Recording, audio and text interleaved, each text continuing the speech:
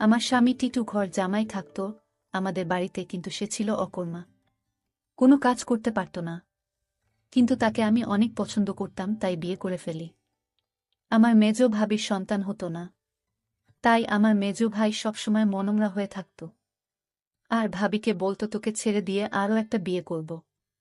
কিন্তু হঠাৎ একদিন রাতে লক্ষ্য করলাম আমার স্বামী টিটু মেজ ভাবির ঘর থেকে বের হচ্ছে।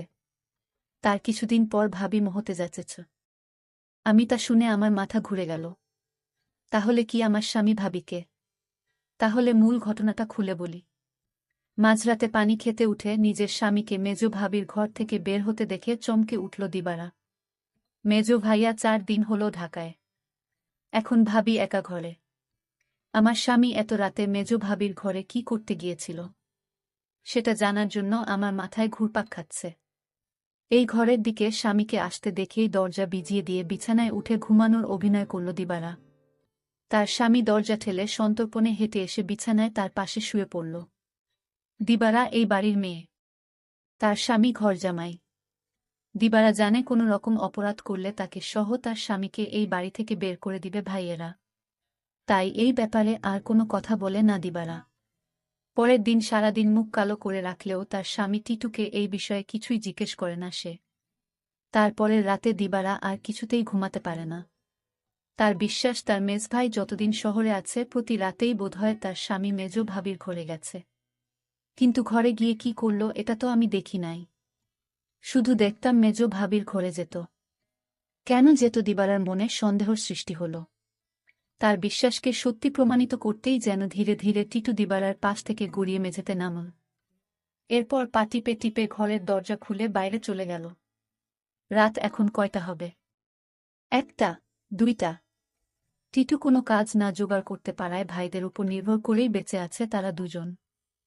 দিবারা টিটুর এই অর্থ উপার্জনের অক্ষমতাটাই পুষিয়ে দেয়, সারাদিন গাধার মতো বাড়ির কাজ করে। সারাদিন কাজ করায় শরীর এতই ক্লান্ত হয় যে সারারাত মরার মতো ঘুমায় দিবারা। কয়বার টিটু তাপ্পড় দিয়েও দিবারার ঘুম ভাঙাতে পারেনি। তাই রাতে যে দিবারা জেগে থাকতে পারে এমন কোনো ভয় তার ছিল না বলা যায়। আর এই সুযোগে মেজ ভাবির ঘরে যেত। কিন্তু কেন যেত তা আমি কিছুই জানতাম না। পরদিন রাতে দিবারা ঘুমায়নি। সে রাতে জেগেছিল তার স্বামী কি করে তা জানতে। তখনই দেখল দিবারার স্বামী বিছানা থেকে ধীরে ধীরে উঠে গেল। ঘর থেকে বের হয়ে মেজ ভাবির ঘরে গেল। কিছুক্ষণ পর মেজ ভাবির ঘর থেকে চিৎকার শোনা যাচ্ছে। মনে হচ্ছে ভাবির এক অন্যরকম চিৎকার। আমি ভাবতে থাকলাম কি হতে যাচ্ছে এখানে।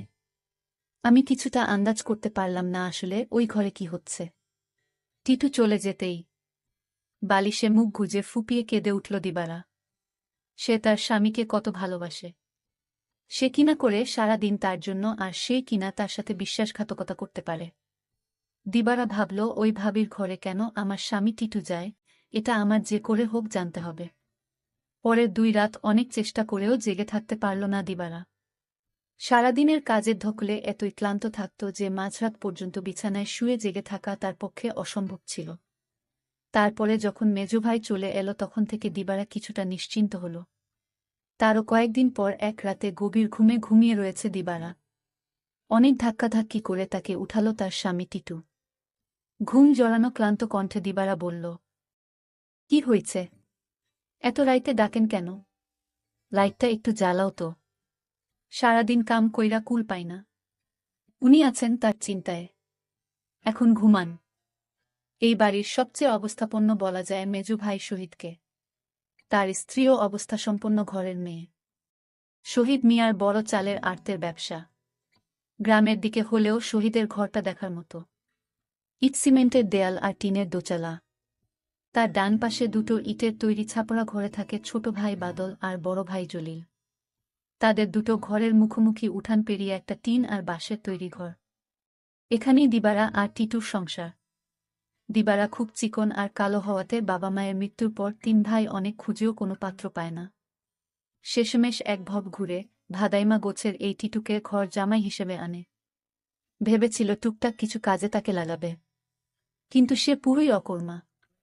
সেই দিনের প্রায় 1 মাস পর বাড়িতে বিরাট উৎসবের মতো আয়োজন হল। দিবারার ছোট ভাইয়ের 2টা আর বড় ভাইয়ের 3টা সন্তান হলেও মেজ ভাই বিয়ের 4 বছর পরেও সন্তানের মুখ দেখতে পারেননি। মেজ ভাই আরেকটা বিয়ে করবেন কিনা এটা নিয়ে চিন্তা ভাবনা করছিলেন। যে স্ত্রী তাকে সন্তানের মুখ দেখাতে পারবে, মেজ বউকে তাহলে এই বাড়ি ছেড়ে চলে যেতে হতো। ঠিক এই সময়েই আনন্দ সংবাদটা পেল সবাই। মেজ বৌমা হতে চলেছে। মেজ ভাইয়া আর ভাবির আনন্দ দেখে কে। এই উপলক্ষেই এই উৎসব আয়োজন। দিবারা যখন আনন্দের সাথে টিটুকে এই খবরটা দিল তখন সে সামান্য একটু মুচকি হেসে বলল, ভালোই তো। শুনছিলাম কোনো ফকিরের কাছ থেকে পানি পড়া নিচ্ছে। ফকিরটা কামেল। সেও কি যাবে নাকি সেই ফকিরের কাছে? কোথায় থাকে সে? যেখানেই থাকুক, তুমি যাবে কি না সেটা বলো। দিবারা বলল, আমার দরকার নাই। আমি সবই বুঝি, তুমি ভাবিরে ফকিরের কাছ থেকে পানি পড়া এনে দাও, এটা তোমার বানানো কথা। এটা আমি বিশ্বাস করি না। দিবারা আরও বলল, আমি একদিন তোমার এই রহস্য খুঁজে বের করব। আর যেদিন তুমি ধরা পড়বে সেদিন বুঝতে পারবে তোমার কি অবস্থা হয়। টিটু তখন বলেছিল, তুমি আমারে বিশ্বাস করো না। দিবারা বলল, করি, কিন্তু তুমি তোমার প্রতি আমার বিশ্বাস দিন দিন উঠে যাচ্ছে। যতদিন পর্যন্ত আমি জানতে না পারব তুমি মেজ ভাবির ঘরে কেন যাও, ততদিন পর্যন্ত তোমার প্রতি আমার আর বিশ্বাস হবে আর হবে না। দিবারা এই কথা বলে ঘুমাতে গেল। তার স্বামী টিটুও তার সাথে শোয়া ছিল, কিন্তু হঠাৎ করেই দেখল তার স্বামী বিছানায় নাই। তখন দিবারা চিন্তা পড়ে গেল, আজও চলে গেল। ভাবির রুম থেকে এক প্রকার চিৎকার আসতে শুরু করল। আমি কিছুই বুঝতে পারলাম না, এটা কিসের চিৎকার। মনে হচ্ছে মেয়েলি কণ্ঠ। প্রায় 1 ঘণ্টা পর দিবারা দেখতে ফেল মেজ ভাবির রুম থেকে বের হতে।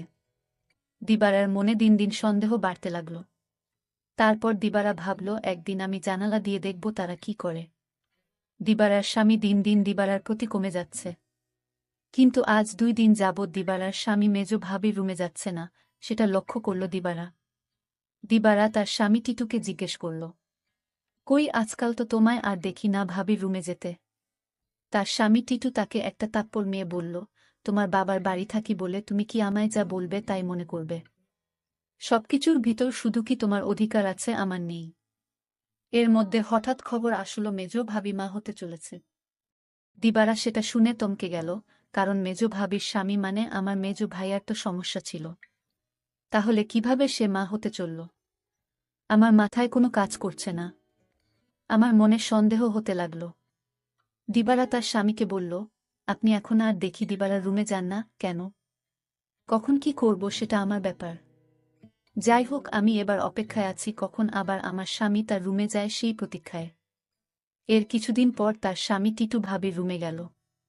তারপর আমি জানালা দিয়ে যা দেখলাম তা দেখে আমার চোখ ছানা বড়া হয়ে গেল। দিবারা এই দৃশ্য দেখে সে বিছানায় শুয়ে কান্না করতে লাগল।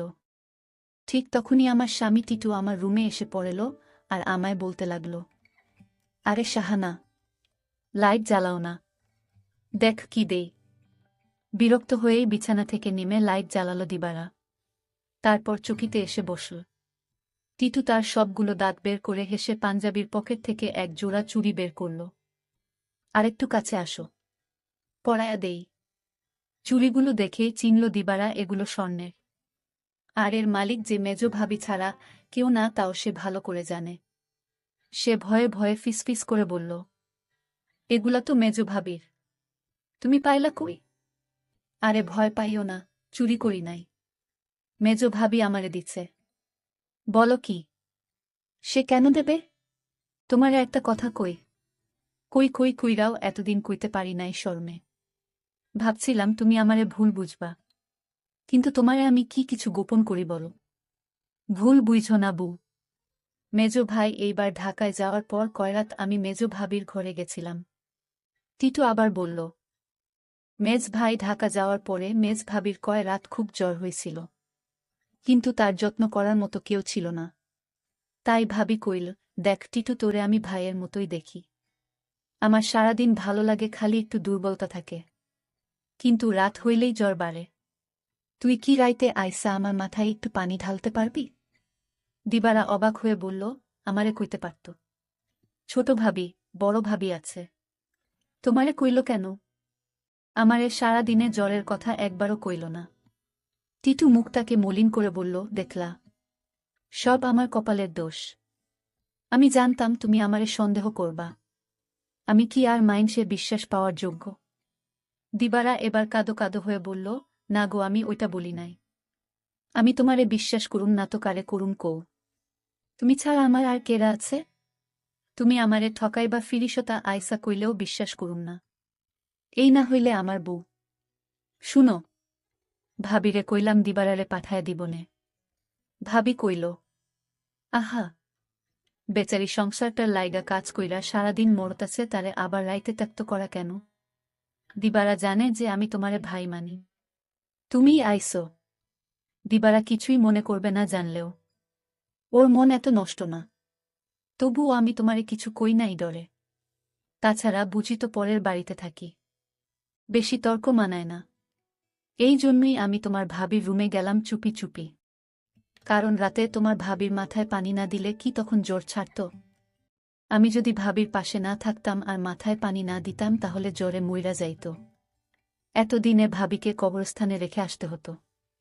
দিবারা তখন বলল, সবই বুঝলাম, কিন্তু একটা বিষয় আমার মাথায় ঢুকছে না। টিটু বলল, কি কথা তোমার মাথায় ঢুকছে না আমারে বলো। দিবারা তখন বলল, আমার মেজু ভাইয়ের সমস্যা ছিল, কিন্তু সে কিভাবে মা হতে চলেছে। আর ভাবির ঘর থেকে কিসের আওয়াজ আসত। টিটু তখন বলল, তুমি দেখি আবার আমাকে সন্দেহ করতেছ। এই সন্দেহটা তোমাকে দূর করে দেই। তোমার মেজো ভাবি একদিন আমায় বলল, আমার সংসারটা মনে হয় টিকবে না। আমি বলেছিলাম, কেন টিকবে না? কারণ আমার কোনো সন্তান নেই। তাই স্বামী আরেকটা বিয়ে করতে পারে বলে আমায় বলল। আর তখনই আমি বলেছিলাম, তোমার ভাবিকে শোনো, তুমি কিছু চিন্তা করো না, আমি সব ব্যবস্থা করতাছি। আমি তখন এক ফকির বাবার কাছে গেলাম। ভাবির সমস্যাগুলো খুলে বললাম। ফকির বাবা বলল, আমি তোমায় এক গ্লাস পানি পড়া দিব। সেটা 2-3 ফুটা করে সপ্তাহখানে খেতে হবে। তাও নিজ হাতে খেলে হবে না, তার স্বামী তাকে কাওয়াই দিতে হবে। তখন তো বড় ভাই বাড়িতে ছিল না। আমি কোনো উপায় না পেয়ে এক গ্লাস পানি পড়া নিয়ে আসলাম।